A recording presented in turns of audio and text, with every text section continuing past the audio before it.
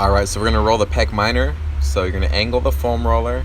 Again, the pec minor sits almost in between where your chest is and where the top of the shoulder is. You're gonna get your arm at 90 degrees, so almost like you're making a goalpost. You're gonna lean into the foam roller, and you're gonna take a big inhale. You're gonna rotate your hand back and exhale as you're rotating. Spend about a minute to a minute and a half on each side. And if you start feeling any tingliness in your fingers, that means you're on a nerve. So kind of find a different angle that's not gonna re-aggravate that nerve. So again, rotate back. Try not to bend your wrist as well. Keep the wrist as straight as you can. Next, we're going T-spine extension. So start off in the middle of your back. You're gonna work in segments. So inch up about like 2 or 3 inches each time. Make sure pelvis is under and butt is on the floor. Okay, we don't want to arch to the back. So again, check your pelvis, make sure it's under, make sure ribs are down. Take a big inhale through your stomach. Exhale and lean back into it. Again, don't pull on your head. Hands just cradle the head. Inhale, exhale. Dig deeper into the foam roller as you exhale. Again, work segment by segment. So work your way all the way from the mid back all the way to the upper back. Again, pause on those tight spots. Inhale and exhale, pulse back and forth. Again, no arching through the lower back.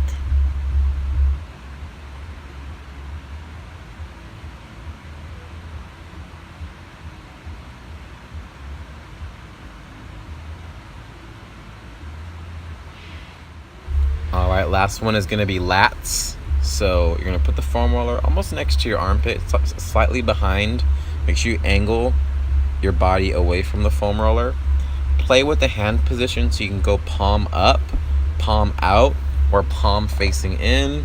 And once you find a tender spot, what you want to do is kind of pause on that tender spot and move your body side to side, so it's really digging into those muscles. Again, pick the hand position that feels where you're gonna get the most tissue release out of it. So again, find those spots. Tender spot is literally right where the tricep and the lat meet. That's usually a good tender spot. And again, spend about a minute to a minute and a half on each side. Play with the hand position, either palm in, palm facing up, or palm facing out.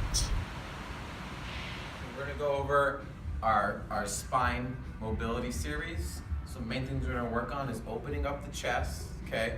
Getting rotation through the upper back and not the lower back. And we're gonna loosen up some lats as well to help with all that mobility that we're trying to achieve through rotation and through opening up the front line, again, affecting the back line as well. So the first thing is we're gonna open up the front first, okay? So we're gonna add rotation while opening up the chest. So what I want you guys to do is we're gonna go into a half kneeling stance. So I'll show you guys from the side.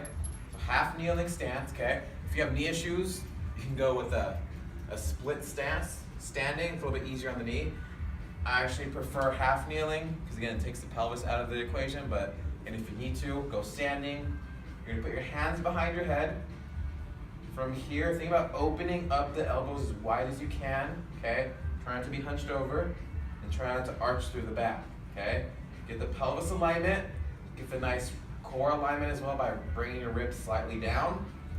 And what you're gonna do is you're gonna add rotation into this. So now I'm rotating away from the downside. So if my left leg is down, I'm gonna rotate to the opposite. Only rotate as far as you can. You should be feeling all of this in the upper back, okay? And you start feeling the lower back, that means your pelvis is out of alignment and your core is not engaged. So only rotate until you feel it in the upper back, okay? Elbows nice and wide, core tight. Only rotate and then come back in, okay? You can do about at least 6 each side. So once you're done with that side, go to the other side, half kneeling, elbows wide, core and glutes tight. Rotate through, breathe through your stomach so you can even hold. Breathe. You can open up the chest, okay? If you're doing from a standing position, still same thing applies. Split stance, lock in the glute, lock in the abs, rotate. Sorry, that was the wrong side. So you're gonna rotate to the opposite side, okay? Again, you have to really focus on keeping the core tight and not arching through the back, because it's easy to arch. Okay, just rotate as far as you can and then bring it all the way back, okay? Once you're done with that, we just open up the upper chest area, getting some rotation through the upper back. Okay, now we're gonna go into shoulder slides. So you're gonna be on the floor. Okay. Think about stacking your shoulders and palms together. So arms are straight, head is down. Okay, if you need a pillow for your head for any reason, that's fine. Okay, and think about reaching across like you're sliding, getting rotation through the upper back, and then pull in. Okay, so there should be no space between your hand and the floor. Think about gliding across the floor as Jerry's smelling my head, and then bring it back in. Okay, you're gonna go about 6 each side, 6 to 8 on each side. Okay, just back and forth, stack your shoulders, and then rotate. Try to reach farther each time you go. Try to achieve a little more rotation. And again, coordinate your breathing with it. So inhale first. Exhale. Inhale again. Exhale and reach. Then you can turn over and go to the other side, okay? And then our last stretch is gonna be for our lats. So we're gonna open up the lats. This is a great stretch. So what you're gonna do is get into an all-four stance or a bear crawl stance, okay? I recommend having pads under your legs if you need to, or do it on your bed, okay? Let's go sliding our hands to one side. So I'm gonna pick the left hand, okay? I'm gonna pick both hands to the left side. Now what you're gonna do is you're gonna slide the outside hand a little bit farther than the inside hand, so you're getting that stretch. Once you're there, go palm facing up towards the thing. See how I rotate my palm so it's facing up? And think about getting your armpit down to the floor as low as you can, resting the head into that shoulder, and just gonna hold.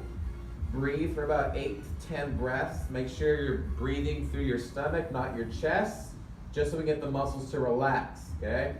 So get the armpit down to the floor.